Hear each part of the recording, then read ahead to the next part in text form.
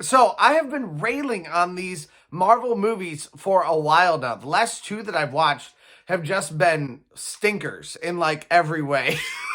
They've not been enjoyable at all. This, at least not for me. This was incredible. Watching Guardians of the Galaxy 2, it's everything I want. Like, I've talked about how fight scenes mean nothing. Like in Doctor Strange, fight scenes just mean nothing. There's no point to them at all because you're not learning anything new about the characters through them. But once we got into the fight scenes in this movie, which by the way, it's not constant that there's fight scenes in this movie either.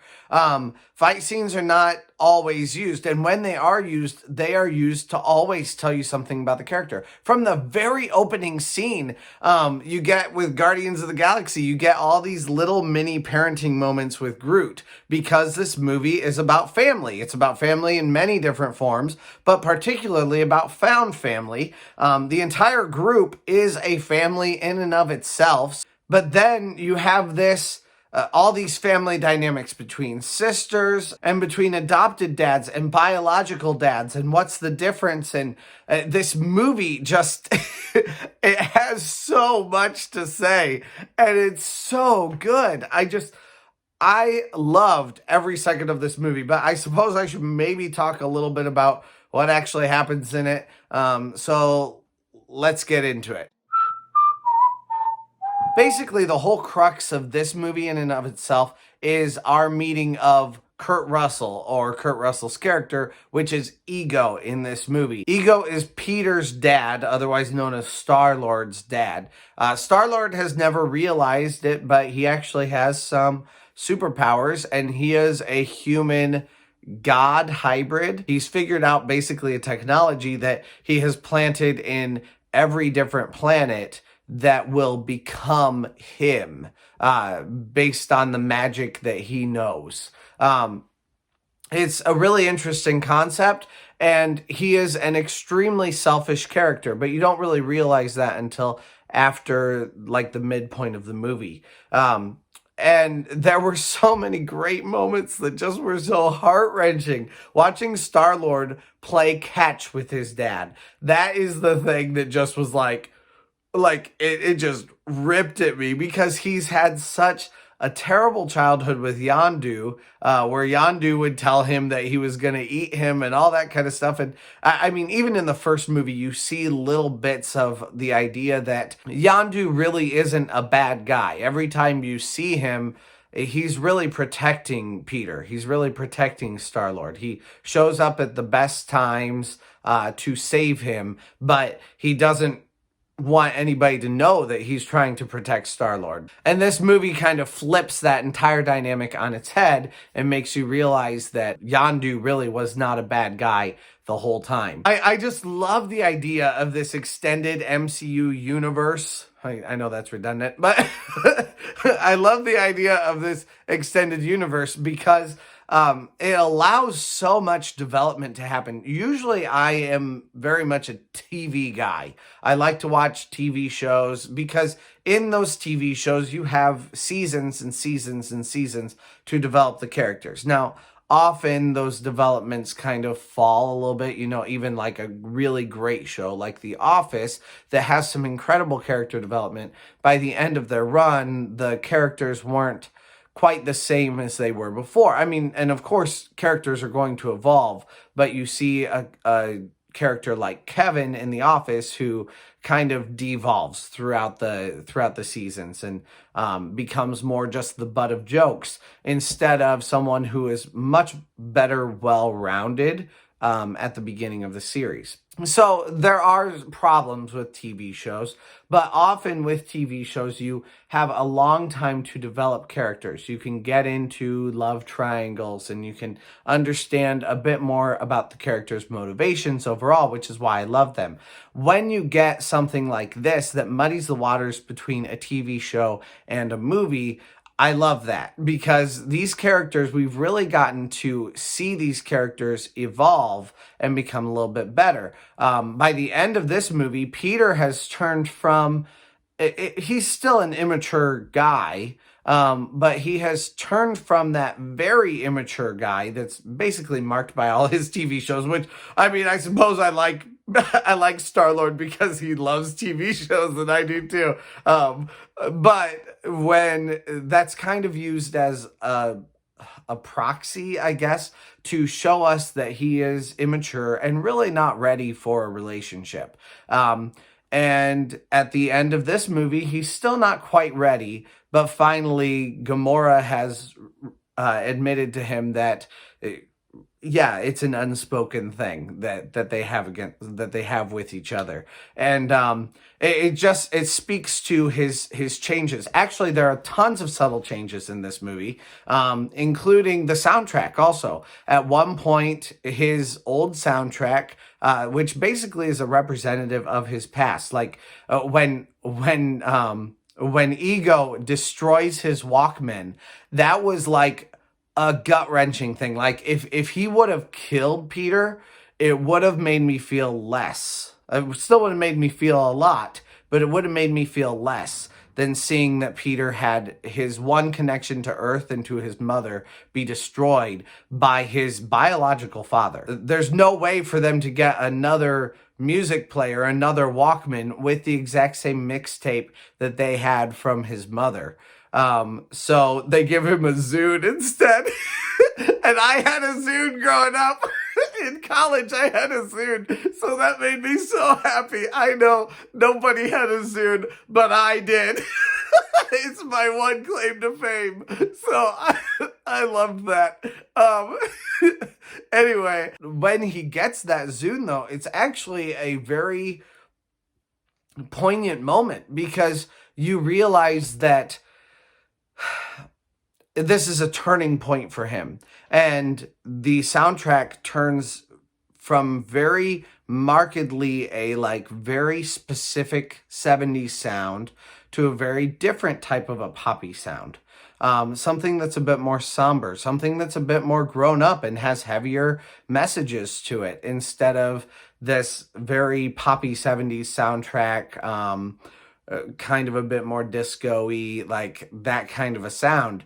Instead, now we've turned the page. We've moved on to something different. And that's, it's just such a really subtle and yet very strong character development change, that it really makes you realize, like, this is a whole new chapter for Star-Lord now. He has gone beyond his past, and he's no longer living in the past, living as a child, essentially. And he has now become an adult in the eyes of the movie and in the eyes of himself also. Also, quite possibly in the eyes of Gamora. So, I mean, that was just like 6 minutes there of me talking just about Star-Lord. Who else is in this movie? I actually watched this movie with my parents. I went to their house this weekend, and I just thought, we might as well watch a movie together. Actually, my debit card stopped working, and over the weekend, there was no one anywhere that I can call to get that fixed, and I was running low on gas, so I was just like, let's just go hang out at mom and dad's house, and they spotted me some money because I don't carry cash ever. But it was really cool to watch this movie with my parents who, they have always been a really solid support structure for me. Clearly, just listen to what I just said, but I have had very loving parents. Of course, any parent is going to kind of screw up their children a little bit. I'm screwing up mine right now, and I'm not trying to, but of course it's going to happen to some degree. And in this case, my parents were never perfect, but they've always been incredible parents. They've always been people who have led me in the right way and have had good discussions with me and know me and talk with me. And they've always supported me even through some really bad times like a divorce. So watching this movie about family with them was really good. Plus, it was also just really funny. It was fun to listen to the parts that my mom found funny in this movie. Guardians of the Galaxy has some great pieces of humor, and every piece of humor derives incredibly naturally from the characters themselves. Drax is just like so literal and almost ridiculous with his literalness, and talks incredibly honestly and frankly about bodily functions and about sex and about all kinds of things in almost a naive and childlike kind of a way. And yet definitely he is not a child. He also talks very frankly about, like he basically says that his wife was ugly, was a hideous person. And but he also talks with such a sincerity about how much he absolutely loved her. And quite honestly, if I'm going to have someone who I love, I would rather have someone who thinks I'm hideous but loves me in every way, just absolutely adores who I am. Or I would think vice versa, rather than having someone who pretends to love you but is using you. And I found that just so refreshing and sweet, the way he was talking about his wife, even though very few people would want to be called ugly. And also seeing how much he feels for his wife with the girl Mantis, who can feel other people and feel what they're feeling. The second she touches Drax, she just starts to bawl immediately, because he is feeling this pain and sorrow about his family, about his wife, because Drax has a deep, deep love for his wife. I just this movie has a lot of depth to it. And the thing is, this movie also, every time that there's something funny in it, this movie uses that humor to accentuate and sometimes to alleviate the sadness and sorrow in this movie. This movie is filled with gravitas. So many of the Marvel movies recently haven't. They haven't been stuck with something. I think the last one that I watched that really has a solid, like gravitas, sad point to anchor it was Ant-Man. You have Gamora and you have her sister Nebula, who is like, they both just hate each other, just fight constantly, fight tooth and nail against each other, because basically their dad, he abused them in the most horrific way, taking away her sister's even humanity piece by piece by piece, because he would pit them together. You understand Gamora and you understand Nebula wonderfully. You see both of their sides, and you realize that really their hatred doesn't come against each other. Their hatred is really against their dad, who abused them in such a horrific manner. Oh, my hamster's running. It's like, what is that noise? Okay. Also, my mom really loved Groot, and after this movie was done, she actually was saying she was only going to stay up for about 45 minutes to watch this movie, and she watched the entire thing, because I think she was just pretty entertained by it. Honestly, I don't know that I don't think that most of the other Marvel movies would have held someone's attention in that kind of a way, to keep them just awake and hanging out. She hadn't been feeling well that day, and she just wanted to come see it anyway. And I think that's a mark to how good it was. Even from the very beginning, seeing Baby Groot at the very beginning, he's just incredibly cute. I mean, that character design is incredible. And by the end, watching some of the end sequences where he's a teenager and now you see him growing up, like, if they make a Guardians of the Galaxy 3, can't wait. One of the prime examples of the sadness of this movie turning into incredible humor is at the end, while Peter is in his final battle and he sees... someone says something about, you have issues. And he goes, of course I have issues.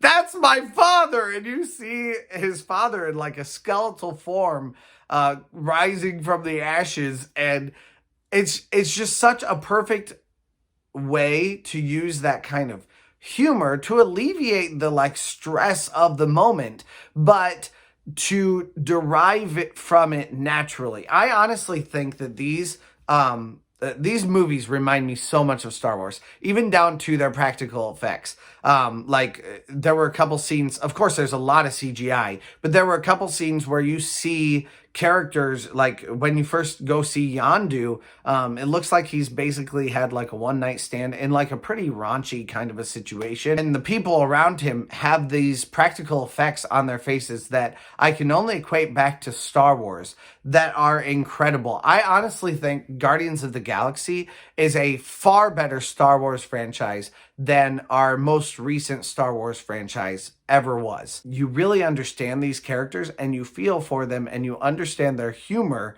based on their personality. And I don't know. I can't give it high enough accolades. By the way, another situation here was, you look like Mary Poppins. Is he cool? Yeah, he's hella cool. I'm Mary Poppins, y'all. I love it. But then just a few scenes later, you see you've seen this triumphant entry from Yondu, and then you've seen this restoration of their characters where Peter realizes that Yondu is for him and that he really loves him, but then Yondu stays behind to save Peter. And Peter basically has to make the decision, does he want to save his biological dad or does he want to save his real dad, the dad that raised him? And he chooses to save his real dad, but his real dad dies anyway. And it is so heart-wrenching. And then there's a funeral for him that is just wonderful, you know, like where he's received the recognition that he needed to receive, at least posthumously. There's such a balance there of feeling for the characters and understanding where they're coming from and then laughing with them because you've gone on that journey with them also. You understand them. You're not just watching them fight. At the last battle is just like, if I can dissect it sometime, I want to, because everything that happens in that last battle has something to do with the characters themselves. You see Gamora and Nebula fighting against each other, tooth and nail, and then turning around and choosing to battle with each other. You see Peter. Is he gonna side on the side of his found family, which even when he loses his dad, he doesn't lose his found family. Peter realizing that that Ego killed his earthly mother is what sends him off into a rage because he has loved his mother more than he has loved anybody else in his whole life. I don't know. I mean, I could continue talking about this movie for forever. Like I said, the entire ending battle sequence is just everyone's, even down to Baby Groot. Baby Groot's part in that battle has to do with his one major character conflict that was set up earlier in the movie of him not really understanding things very well and needing to do things the right way so that he can help, because he does want to help. Oh, again, I could watch this movie probably 3 or 4 times and then give you a really good dissection of it, but let's just say that it's safe to say I absolutely love this movie, although I haven't ranked these in the same way that I'm ranking my Disney movies. By the way, if you haven't yet, please subscribe and check out our Disney movie reviews. We are ranking every Disney movie one by one systematically into the canon in order. So you definitely should come hang out, and we'll talk about Disney movies. We talk about Marvel movies. We talk about theme parks on this channel. I hope you guys are having a great day today. I will talk with you again soon. Thanks for hanging in on this very long video, and you have a great day.